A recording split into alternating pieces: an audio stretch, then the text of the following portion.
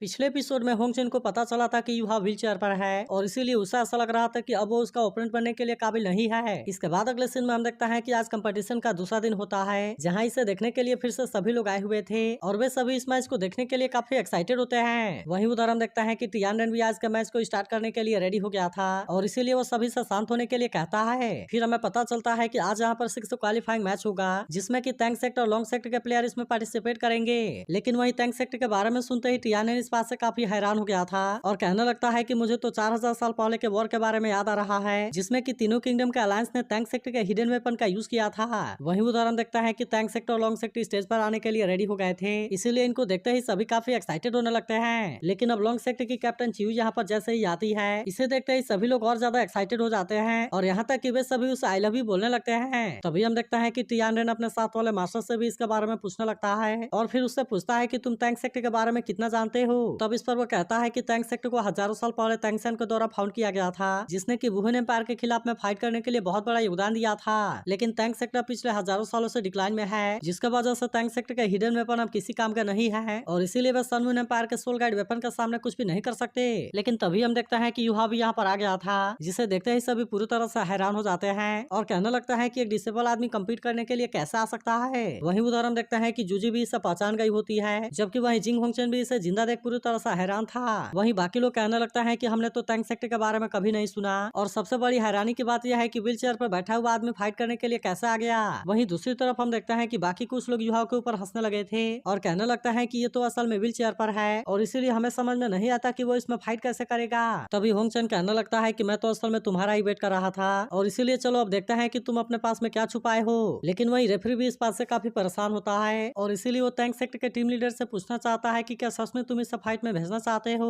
तब इस पर युवा उसे कहता है कि तुम्हें इसके बारे में चिंता करने की कोई जरूरत नहीं है, क्योंकि मैं ही असल में इस टीम का लीडर हूँ। लेकिन वही हम देखता है कि लॉन्ग सेक्टर की एक लड़की इस बात से बिल्कुल भी खुश नहीं होती और इसीलिए वो अपने कैप्टन से परमिशन लेकर इसके साथ में फाइट करने के लिए आ जाती है। तब हम देखता है कि युहा भी इसका सामना करने के लिए रेडी हो गया था और इसीलिए वो वांग को यहाँ से जाने के लिए कहता है, जिसके बाद वांग भी यहाँ से जाने के लिए रेडी हो गई थी और अब इस तरह से टैंक सेक्टर और लॉन्ग सेक्टर के बीच का इंडिविजुअल मैच स्टार्ट हो जाता है। जिसके बाद हम देखता है कि वो लड़की इसमें बिल्कुल भी कोई देरी नहीं करती और वो तुरंत अपने पावर का यूज करके युहा पर अटैक करने के लिए चली जाती है। जिसके बाद हम देखता है कि वांग इस बात से काफी परेशान हो गई थी, जबकि वही हम देखता है कि युहाओं को इसके बारे में कोई चिंता नहीं होती और वो भी अपने आइस पावर का यूज करके इसका सामना करने के लिए रेडी हो गया था। लेकिन फिर भी हम देखता है कि काइतो को युहाओं के बारे में काफी चिंता होने लगती है, क्योंकि उसे ऐसा लग रहा था कि शायद युहाओं उसका सामना करने के लिए कुछ भी नहीं कर पाएगा। लेकिन तभी पता चलता है कि युहाओं ने अपने आइस पावर का यूज करके इसे बहुत ही आसानी से हरा दिया है और इसीलिए इसे देख वांग इस बात से काफी खुश हो जाती है। लेकिन वही हम देखता है कि होंगचन और बाकी सभी इस बात से काफी हैरान हो गए थे और वे सोच में पड़ जाते हैं कि युहाओं ने इसे इतना आसानी से कैसे हरा दिया।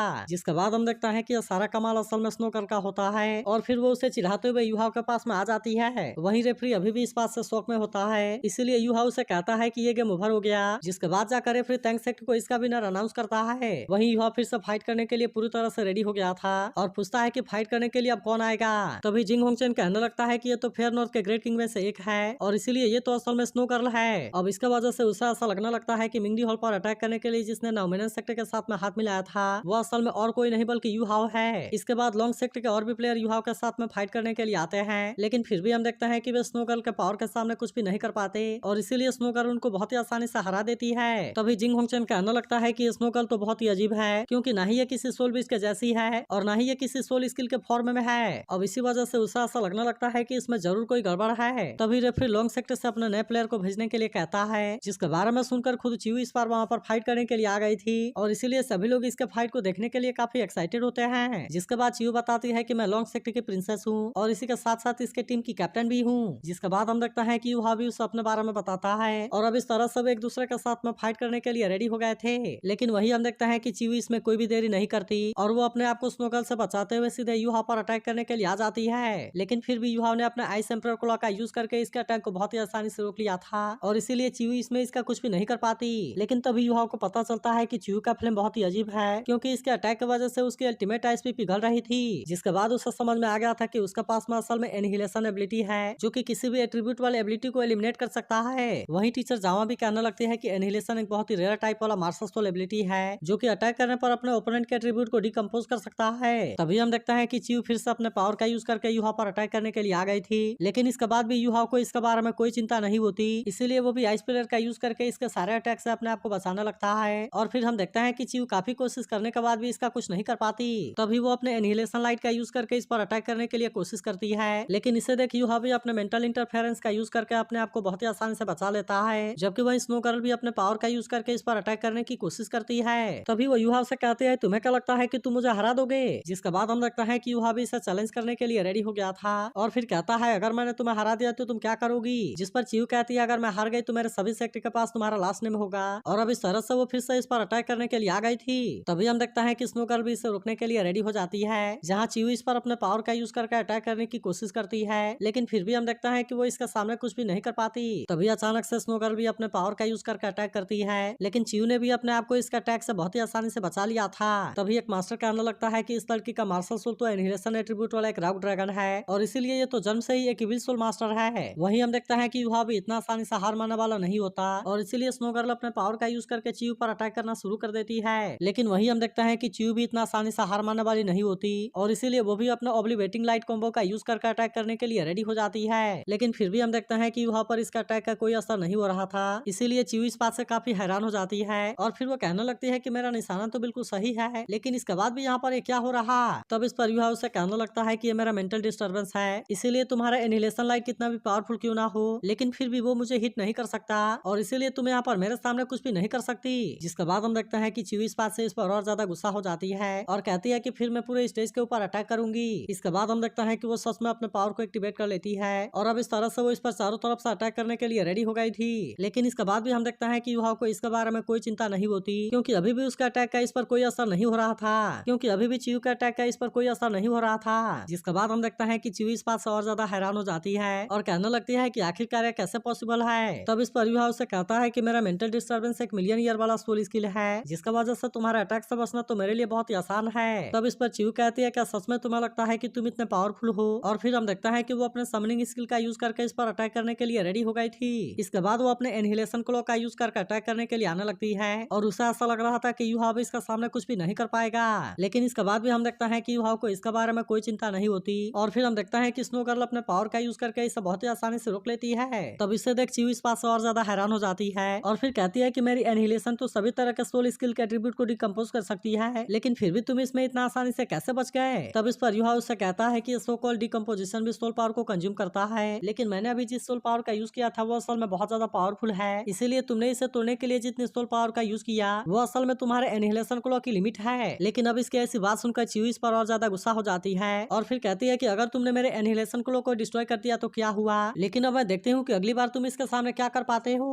अब उसे ऐसा लग रहा था कि उसमें यूहा की सोल पावर कंज्यूम हो गई होगी और इसीलिए वो इस बार इसे बहुत ही आसानी से हरा देगी। लेकिन इसके बाद भी हम देखते हैं कि यूहा को इसके बारे में कोई चिंता नहीं होती, इसीलिए वो भी अपने सोल रिंग को एक्टिवेट करके इसका सामना करने के लिए रेडी हो गया था, जहाँ वो इसके एनिहिलेशन क्लॉ को बहुत ही आसानी से डिस्ट्रॉय कर देता है और इसीलिए चीयू इस बात से पूरी तरह हैरान हो गई थी। तभी वही हम देखते हैं कि काइतो इसके बारे में पहचान गया था और फिर कहता है कि ये तो असल में सिमुलेशन है, मगर वही हम देखते हैं कि चीयू अब इसके सामने कुछ भी नहीं कर पाती और फिर यूहा उसे कहता है कि क्या तुम अभी भी इसे कंटिन्यू करना चाहती हो। लेकिन अब चीयू को समझ में आ गया था कि वो और उसकी टीम इसके सामने कुछ भी नहीं कर पाएगी और इसीलिए हम देखते हैं कि वो अपने पूरे टीम के साथ में इसके सामने गिव अप करने के लिए रेडी हो जाती है। तब इसके बारे में सुनकर सियाओ इस बात से काफी खुश हो जाती है और कहती है कि लीडर ने तो अकेले ही सबको हरा दिया। वही हम देखते हैं कि सभी ऑडियंस भी इस बात से काफी खुश हो गई थी, जबकि वही होंगचेन इस बात से बिल्कुल भी खुश नहीं होता। तभी हम देखते हैं कि टियानरेन जूजी से इसके बारे में पूछने लगता है, क्योंकि वो भी जानना चाहता है कि यूहा ने भी जिस पावर का यूज किया था वो असल में है क्या। लेकिन इस पर जूजी उसे कहती है कि मैं इसके बारे में नहीं जानती। तब इस पर टियानरेन उसे कहता है कि तुमने तो उसके साथ में स्टडी किया है, लेकिन क्या इसके बाद भी तुम उसके बारे में कुछ नहीं जानती।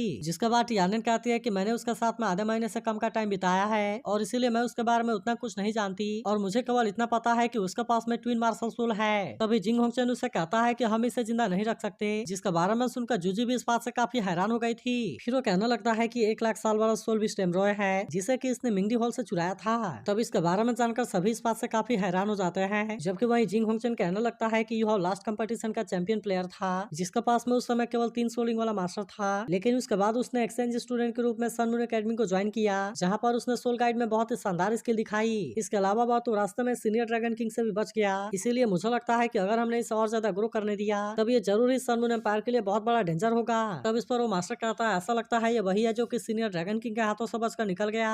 लेकिन वही हम देखते हैं कि टियानरेन अभी इसके बारे में कुछ भी नहीं बोलता।